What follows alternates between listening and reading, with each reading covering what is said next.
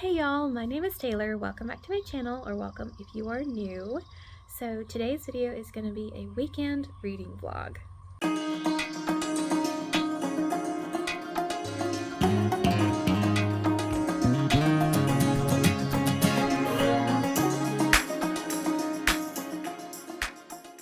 Today is Saturday, May 11th. It is the Saturday before Mother's Day, so I thought I would do a vlog and share what I'm reading and also bring you along with some things that I am doing this weekend. I have a few things planned, particularly for tomorrow. I'm hosting a tea party, so hopefully I can capture some things for that.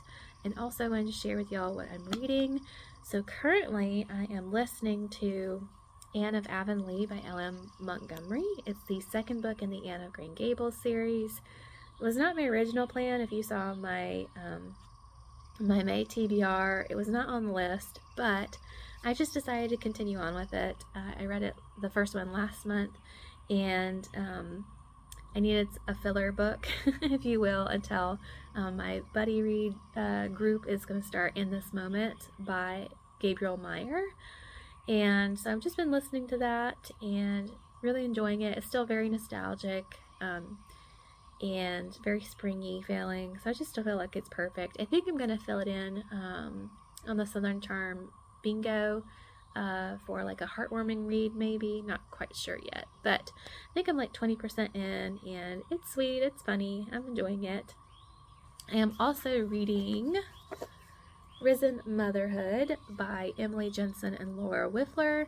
They are the creators of the Risen Mother podcast, and so they wrote this book, and I'm reading it in honor of Mother's Day, and it's like 220 pages long, I think, and I'm not terribly far in, but I'm enjoying it so far.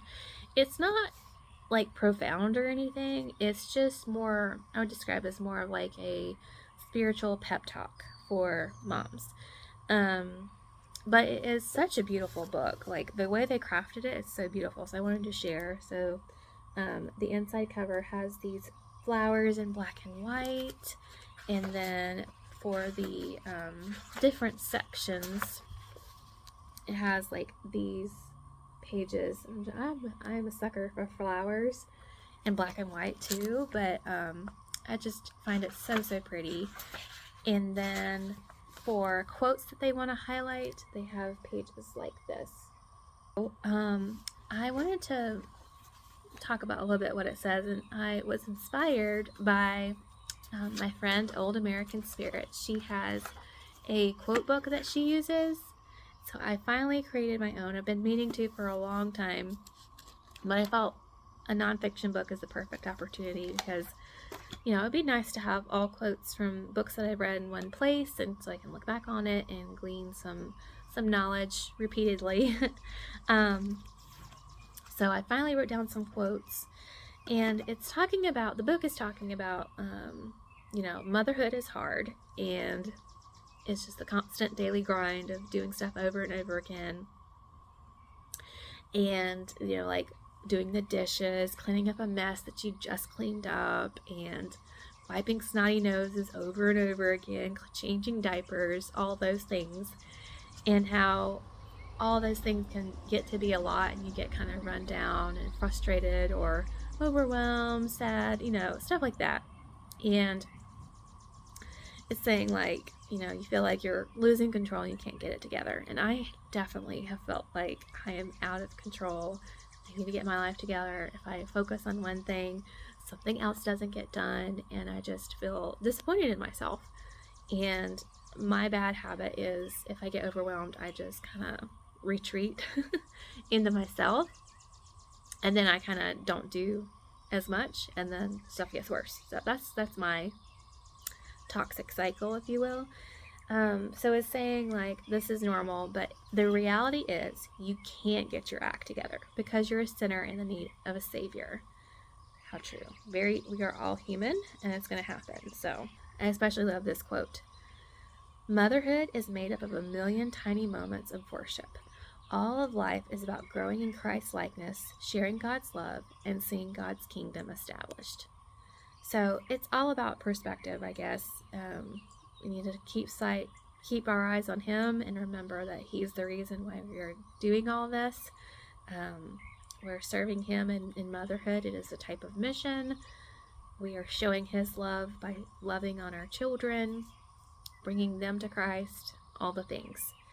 So let's see. I'm picking out the best ones that I have written down. So nothing is meaningless in Christian life. God uses wayward circumstances to reveal our waywardness of our hearts. Each day, as you feel the pressure mounting, the accusations accumulating, the temptations luring, look to Christ to be all you need. He is strong where you are weak. He is perfect where you fail. He is your fullness when you are empty. So I've caught myself plenty of times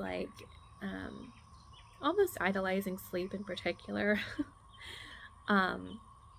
It's been in rare quantities for me in the first year of my child's life. But she is sleeping through the night now. Praise the Lord. She sleeps typically 10 to 12 hours straight.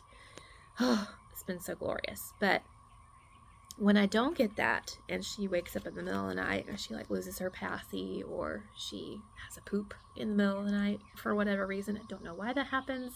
There's no rhyme or reason. But I can feel myself almost a little bit resentful that I have to get up. I've been so wanting to sleep. Why are you awake, child? Why? So it was just a reminder that I need to try not to do that, or, it just happens, but, I just need to do better about keeping perspective. So I hope that's encouraging to some people, that you're not alone if you're struggling through motherhood. We all have our good days and bad days, and I feel like it's just been a roller coaster of that for a year, and it's going to continue, obviously, but sometimes I think we just need a pep talk from our spiritual sisters. So what I am doing right now is picking out some treats, I guess, if you will. I need to focus more on the treats part of this channel. The reason why I named my channel Tales and Treats with Tay is that I love to bake. I just haven't been able to much, so I feel like I'm neglecting part of my mission here.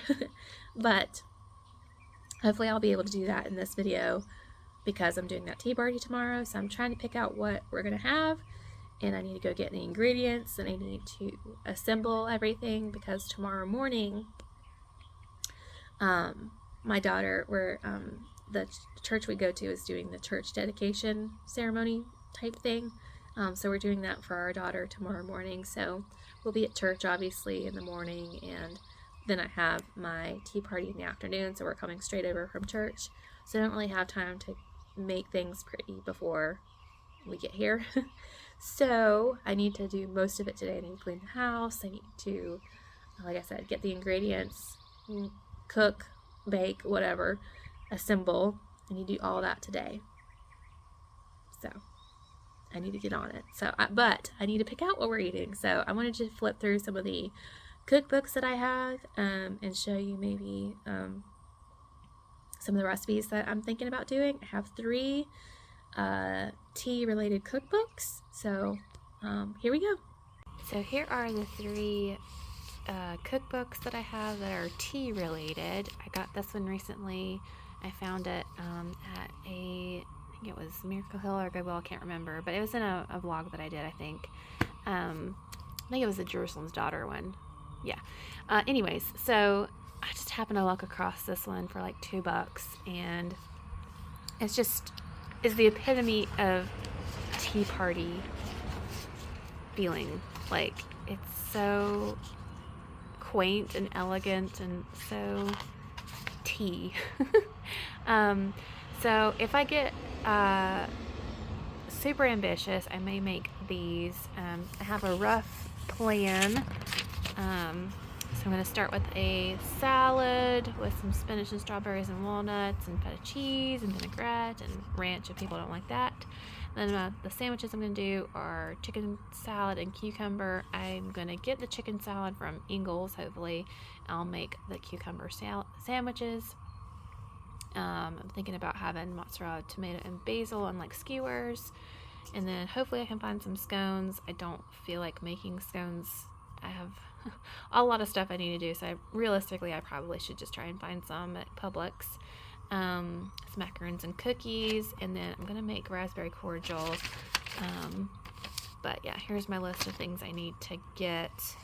So I have a few things I need to assemble, but depending on how much time I have, I may actually make a couple of things, and this is one of the possibilities that I'm thinking of. But I thought about this too, but I don't know. We'll see what I'm thinking. I don't like fruitcake, so I won't be doing that. But yeah, this is what this cookbook looks like. Yeah, the scones. One day I will make the scones when I have my life a little bit more together. So I also thought about molten chocolate cupcakes. Like, yum. So that's a possibility from that cookbook. And then I have a literary tea party. So this is literary inspired, and I don't think I found anything in here that I particularly wanted for this tea party, but eventually I'll make some things from here. But I just thought I'd do a quick flip through so you can get an idea of what is in here. I am going to make, like I said, some cucumber sandwiches, but I'm going to use cream cheese. I think this just uses butter. So, yeah, this is for when I have a lot more time. So I didn't really find anything in that one this time. And then I really want to try and make some things out of this one. This is perfect because I am reading Anne, and it's a tea party, and it's just perfect. And if you love Anne and you don't have this cookbook, you really should get it because it is absolutely gorgeous. Even if you make nothing out of it, it's just so pretty to look at. The hydrangeas, and then it has like the foreword by the author, who is related to Ellen Montgomery, I think, if I remember correctly. I read it a little while ago, I skimmed. But the Anne of Green Gables house, and it's just so pretty. But I'm thinking about maybe making some chocolate caramels. Which one do y'all say? Because I usually say caramels, but I feel like with this recipe I should say caramels. My husband says caramels, and he says I say it wrong, but whatever. But usually it has like a quote from one of the books. I had one chocolate caramel once 2 years ago, and it was simply delicious.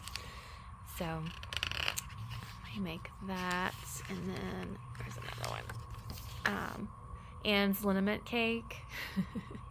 There's the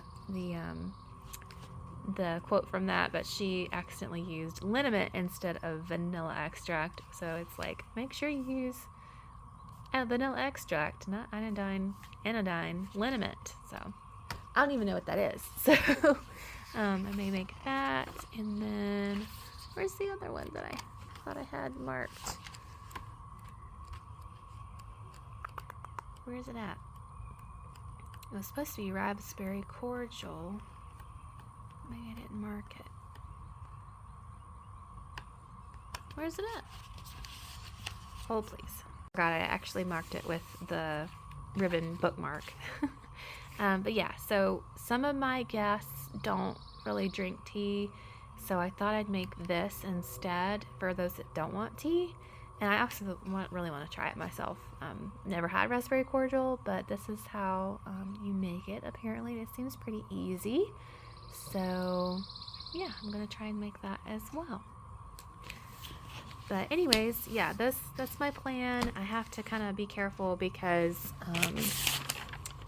yeah, the child is sleeping. I have one guest is my sister-in-law. She's pregnant, so I got to be careful with, like, I can't do like deli sandwiches, so deli meat sandwiches. So made sure I got stuff she can eat, and then another one. My mother-in-law is gluten-free, so she said she'd bring her own bread. So I gotta assemble those for her when she gets here. And I don't know if I'll be able to find anything that's gluten-free for desserts, but we'll see what I can do. I am going to get the regular stuff for everybody else, but I want to see if I can try and find some stuff for her. But anyways, so that is the plan, and I've got to wake up the sleeping princess and get her some food, and then we are going to go out and gather all the things, and hopefully I can get the house clean in time and assemble everything. So you'll see this after I'm done, but I was going to say wish me luck. So here's my front porch. So I have a love seat here, a rocking chair, and then this is a full-on couch that I'm sitting on. I get to stretch out completely, which is super nice. And then behind me I have another one of these rocking chairs and the swing you've seen in some of my other videos. So I just love this space. It's just basically like a living room outside. I haven't entertained out here just yet, so I hope to soon, but it's just perfect. I've been really enjoying this couch in particular the last few days, so thought I would share this lovely space.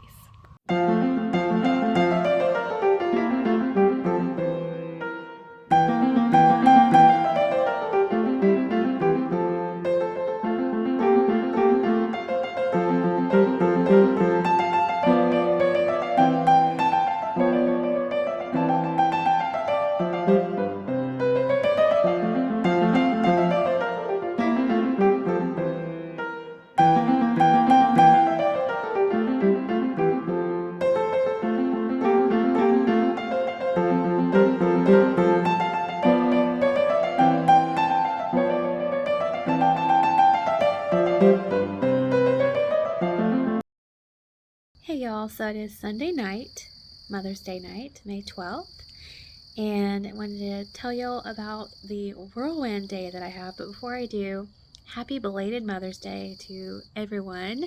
I hope y'all had a blessed and beautiful weekend, and although there were some hiccups along the way, I had a lovely time and just enjoyed spending it with my daughter and my family. So yeah, I hope you had a beautiful weekend.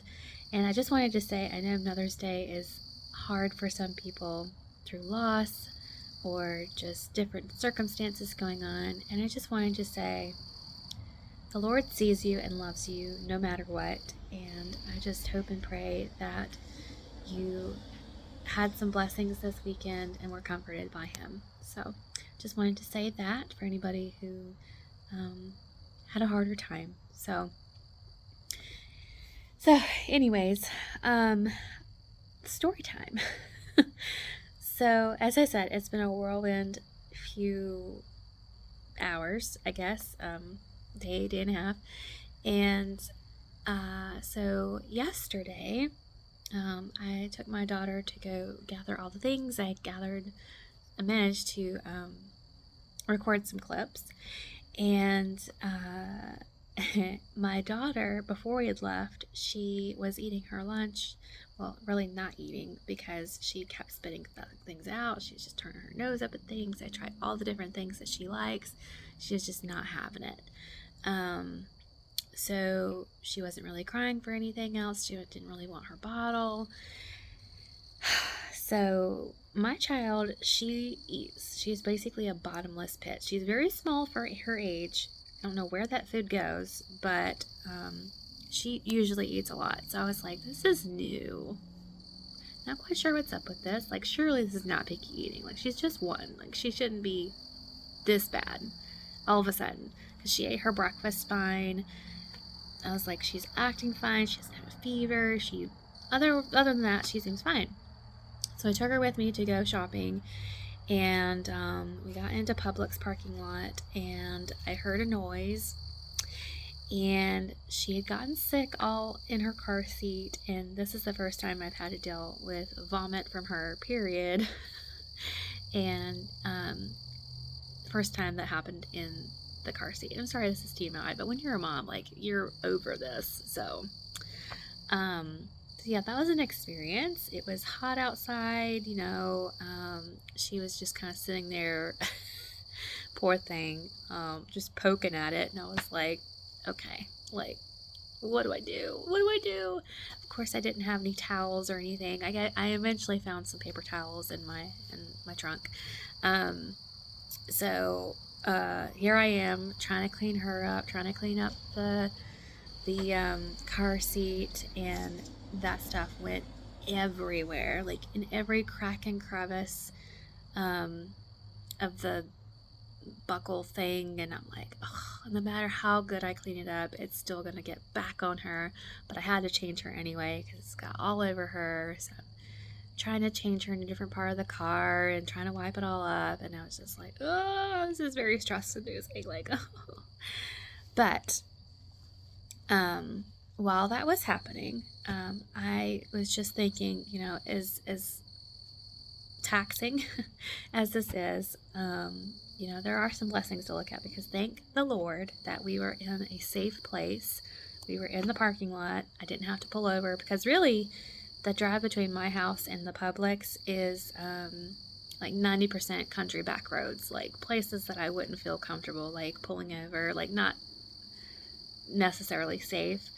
So thank goodness we were in a stationary place. Like, there were plenty of people around. If something did happen, I could ask for help, or there are people, good Samaritans around. So yeah, so that was a godsend that it occurred when it did. So yeah, got that cleaned up. I was gonna go to a couple more places, did not go, just went straight home. Thank goodness I had all the food already, and we could just go home. And then the cleaning up the car seat, man, like, if you've ever had to disassemble a car seat, ooh, that's just such a pain. I'd never fully disassembled it before. I've been lucky so far to only have to take out like one piece. But you can't take out the straps, which is where a lot of really hard to get stuff was. So eventually I cleaned that the best I could. So that was a pain. But I wanted to share some things that I had just read that morning from the Risen Motherhood. Yeah, I have my lamp out here. I took it out because our ceiling fans went kaput. But anyways, sorry, squirrel brain. I had just literally read Risen Motherhood, and I thought this is perfect, because I really needed that message for when I was going through this, because pre-Jesus that would have totally stressed me out. I mean, I was stressed, like, no joke. Like, I was like, help me. But it was just, I needed the Lord in that moment, and to keep perspective. So it's talking about, like, when you go through something difficult, it's revealing to you of your sin nature. Your sin nature is always there, and that's when it starts to come out and become more apparent. And it says that transitions can bring out the worst in us, depriving us of what we think we must have to be happy, comfortable, and thriving until our true nature is revealed. God shows us our impatient exasperation. It lists out different examples. When a goldsmith wants to purify gold, he heats it until the impurities are revealed so he can skim them off. Without the heat, meaning all the hard things you're going through, the impurities stay embedded in the gold. Similarly, our circumstances turn up the heat until we see what's in our hearts. It's not that we used to be nice, energetic people, and now, due to this transition and things outside of our control, we're suddenly irritable and unkind. Those things simply expose the hidden sin that existed all along in the ease and familiarity of our old circumstances. In the same way, God allows us to experience the pain, difficulty, and discomfort of transition seasons in our faith, so it's tested and purified, because this results in eternal glory and praise for Christ. So I was thinking through this as I was literally cleaning up things that I was not looking forward to. And I was thinking, this is something I don't want to be doing, but my poor daughter, like, I'm doing this because she cannot help herself, and as difficult as this is the Lord's work. This is my role. This is my purpose of being a mom, of shepherding this little girl, taking care of her, loving her. And there are still blessings to be had. And yeah, so I just wanted to share that. It's a good little tidbit, and thank goodness I had read that just before, because I don't know if I would have had that fresh on my mind. And it also kind of reiterated through my mind as I was thinking, like, when we got home, I had to clean her up, clean the car seat up, and clean the house, because I procrastinated. This was my fault. I procrastinated throughout the week, and I did not clean in spurts. I just did it all at once. Ended up going to bed at 1 a.m., which, by the way, I had looked at my my vlog for the last time I did a tea party, because I had vlogged it. It was 2 years ago. And I'll link it below in case you're curious. It was actually, I didn't realize this, it was my very first vlog I ever did. And I did pretty decent, I think, for back then. But anyways, I was looking to see, like, how I did the tea party, like, what all I served, and, like, my process behind it. And if you're curious for more behind the scenes, like, that would show you a lot of what I did this time around. But I did the same thing 2 years ago. I procrastinated, and I stayed up till 1 a.m. Same time this year. I did the same thing, and I was exhausted. And I'm even more exhausted now, but it is what it is. So I did the same thing. Apparently, I do not learn from my mistakes. I ended up staying late, and I'm like, you know what? I still got to do this. I still got to do this. I'm like, I'm not. I could feel my frustration, my stress level rising. Like, oh my gosh, am I ever going to get to go to sleep? I'm tired. But all this stuff needs to get done, so I'm not embarrassed for people in my house. So I just kept thinking, this is an act of love, that you are doing this for God's people, which are my mother and my mother-in-law and my sister-in-law. It's a bug. This is an expression of love, and what a blessing it is to have them in my life, and this is worth it. Like, I can do this. I'm going to push through, power through. I've had less sleep. Like, I can do this. So, I don't know. It was just encouraging that, this stuff actually works whenever you read through and let the word work in your heart, and just encouragement from spiritual sisters who spread their knowledge and all that. So, anyways, yeah, I just wanted to share that. So, moving topics. You'll have seen in the clip, I think, that I am studying Ruth right now, and thank goodness, I have been doing this chronological study. I've referenced it several times in my videos, and there's a point where I completely stopped for a bit, and I just felt like I could never get out of Judges. I was constantly stuck in Judges, because I fell off the bandwagon with it, and yeah.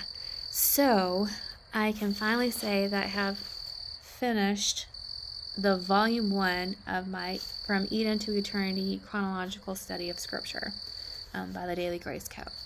So thank goodness for that. I'm going to be in volume 2 very soon. That's very exciting, because I started this thing back in 2023, January 1, 2023. So I've been in this for a hot minute.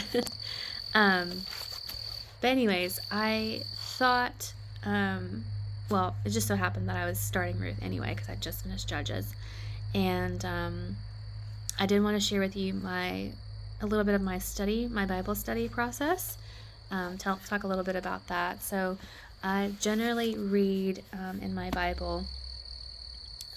Oftentimes I'll have the app going too, so I'm listening and reading at the same time. Just helps me focus more and click. Particularly with those hard names, y'all. Those are rough. So then I will read through my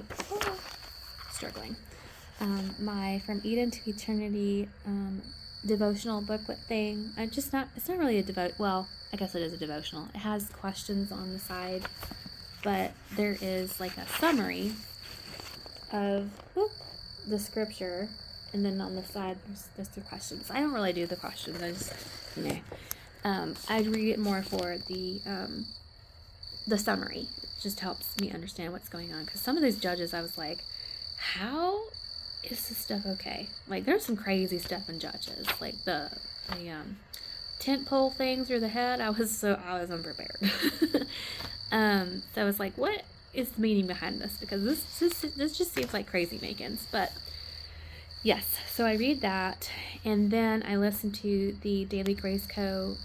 Podcast. I listen to specifically season 2, which is the chronological study that goes along with the study that I'm doing. So listen to that, and while I'm listening to it, I will write down points and themes and things that I'm listening to. It's pretty much what I write down is the podcast episode. I just find it helps me concentrate and helps it sink in more. I learn by doing, so the doing in this part is, engaging and writing in the material. So there's a part that says an attribute of God, and then dwell in the Lord. That's just like your notes section, and then it has remember this section and a prayer at the end. So I just filled this one up because this is literally the whole book of Ruth, right? I was struggling keeping it all contained. But yeah, so I had done that May 8th. I started doing, because I wanted to do a little bit more with Ruth because it's such a short Bible study, and I was inspired by Keisha over at A Book Like You. She had mentioned that she was doing a study of Ruth, and I was like, oh, this is so coincidental. I'm literally about to start Ruth too. I'll link her video down below. And by the way, if you're not following her, you really should, because she does this series called Delight, and she has encouraging messages based on what the Lord is teaching her, and just some helpful tips and things to remember. And I just always feel so encouraged and inspired by that. And thank you, Keisha, for doing that and letting the Lord lead you through that, because you can really see the Holy Spirit working on her face and through her when she's talking. And I think she has some wonderful points and just an encouraging message overall. So we don't really, we have a few crossovers, but our book tastes are not super similar. But I so enjoy listening to her Delight episodes, and highly recommend you go and check them out. So anyways, back to what I was saying. She mentioned she was going to be studying Ruth, and she was going to be doing the Fields of Grace Daily Grace Co. study guide, and I was like, I think I own that. I think I have that one. So I am speed going through that one. I'm doing a couple a day. Well, honestly, I didn't do one yesterday. It was just a crazy day. But yeah, so I'm working my way through that one. It's supposed to take, I think, 4 weeks, but it's not going to take me that long. I'm just going to speed through it. But let's see. I was one main point that I'll share with you that I learned from that particular study is, sorry, my husband faked me out just now trying to make me think that he locked me out. Anyways, I wanted to share with you a few things that I learned through, about Ruth through Ruth. And even though it is only 4 chapters, it has such a huge impact, such a huge spiritual punch, if you will. There's just so many things you could just study. I mean, that's really the whole Bible, but for just a short book, it has so many messages in it. But it was just, the overall message is that it's really God's story, and how he has woven together all these threads over and throughout time. And he knew that Naomi and her husband Elimelech, did you say his name correctly? He knew they would disobey and sin and go out of the promised land into Moab. He knew what would happen, and he knew that she would need Naomi would need Ruth, and that Ruth would be a companion to her and help provide for her physically through gleaning the harvest. That was the right of widowers at the time.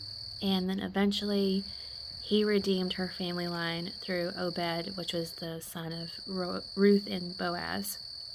I was about to combine their name into Roaz. I guess that's their celebrity name, their celebrity couple name. Anyways, I don't know why my brain tends to do that with couples. Like, I merge their names together. Anyways, so yeah, I was talking about like how, God cares for his people so much, and it just shows in Ruth. He took a pagan, Ruth was a pagan, and turned her life around and gave her to Boaz, who was the son of an outsider of a previous pagan worshiper through Rahab. So he knew all about that and kind of knew where she was coming from, I guess, and had been through that experience before and still recognized her worth and was very hospitable to her and caring for her and redeemed her, even though he didn't have to.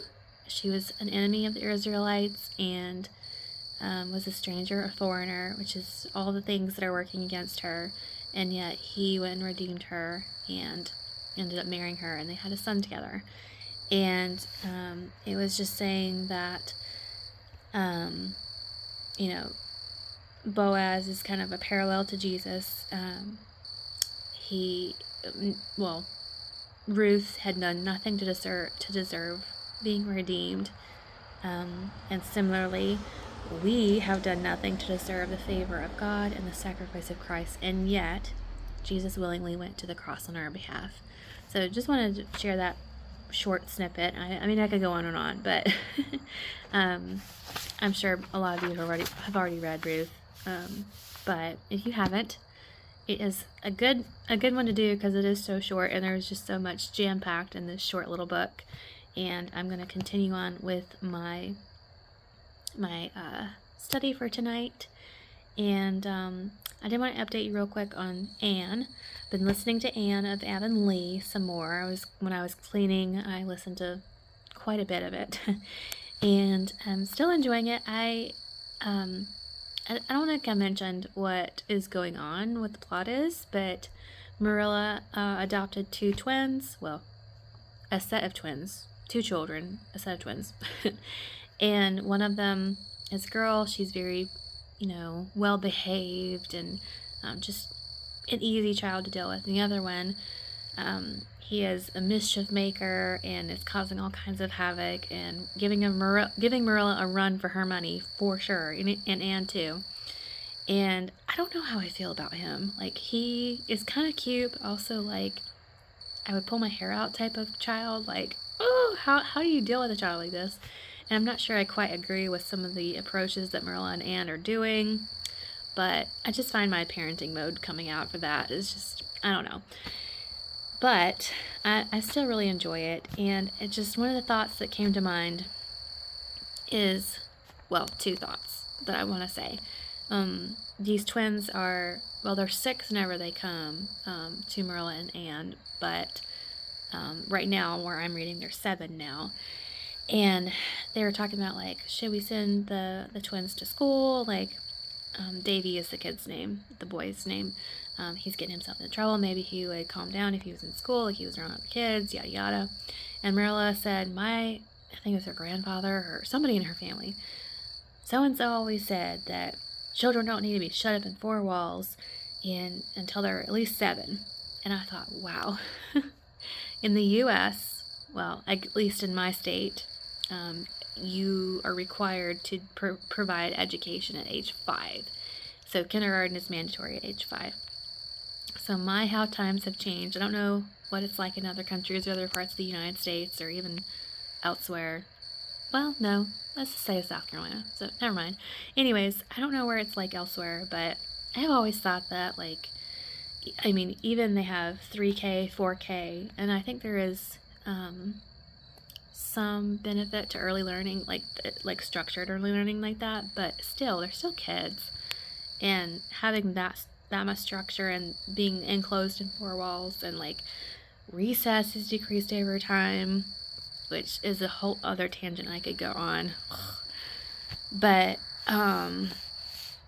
it's just kind of sad that the state of our educational system is not geared towards little people and little minds who have very energetic little bodies and short attention spans, and yet we're expecting them to sit in a desk and focus for hours at a time, you know?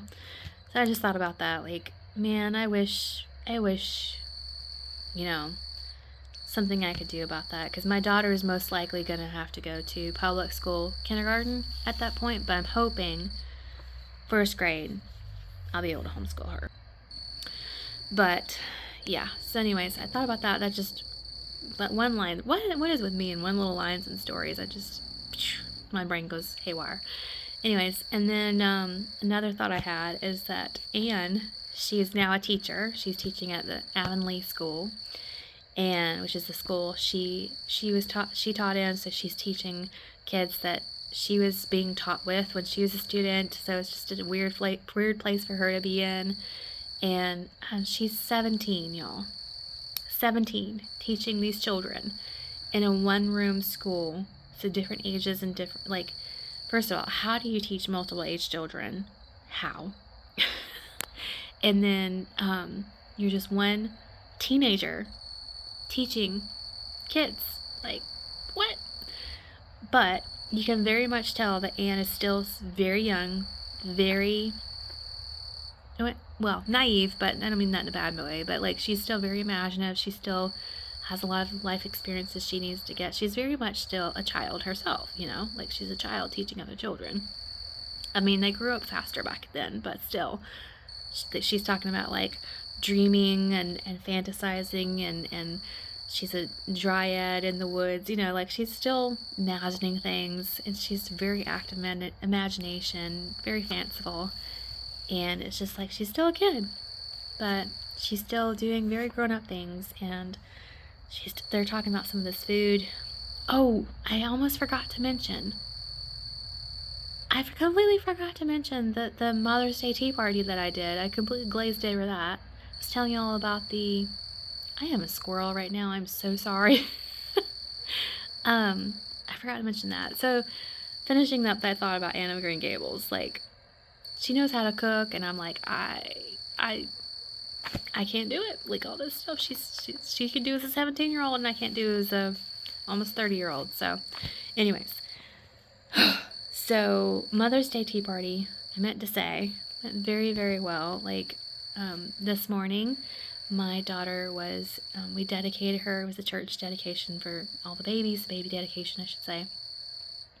And we did that, and it was beautiful. They gave us a handkerchief with her initials on it in pink, embroidered in pink, and the idea is that they give it to her now when we're dedicating her to the church, and then whenever she is old enough and can make the decision to accept Christ into her heart, the hope is that she will take that handkerchief with her whenever she gets baptized. So I thought that was so beautiful. I didn't know they did that. I think that's a new thing that they're doing. And then they also gave us a New Testament with her name engraved. I think that's the right word. Embossed. Stamped. Her full name stamped on it, and I thought, oh, this is so sweet. So we had our little family picture, and they had her name up on the screen, and it was just such a blessed time. The best part of the day. So we got done with church, and as I mentioned before, I had stayed up late just cleaning the house. I didn't have anything prepared, and so it was an all hands on deck. Like, I felt bad, but like, if we wanted to eat anytime soon, I just had to accept the help, like assembling the sandwiches and things. And the reason why I thought of this is that I did use that raspberry cordial recipe that I showed y'all earlier, and 100%, 10 out of 10 would recommend. It was excellent. It was very, very good. And actually only one person from my guest list actually drank tea. The rest of us drank raspberry cordial, and everybody said it was very good. So if you ever have a chance to try it, you definitely should, because it was a winner in our book. So Anyways, enough rambling. I think I have enough for a decently sized vlog. This one will be a little bit shorter compared to some others that I have done, but that's totally okay with me because I've had a lot of long videos come out lately. And thank y'all so much for commenting and watching all of those. It does mean the world to me. But happy Mother's Day to y'all, and chat with y'all in the comments as usual. Hope you have a blessed day. Bye, y'all.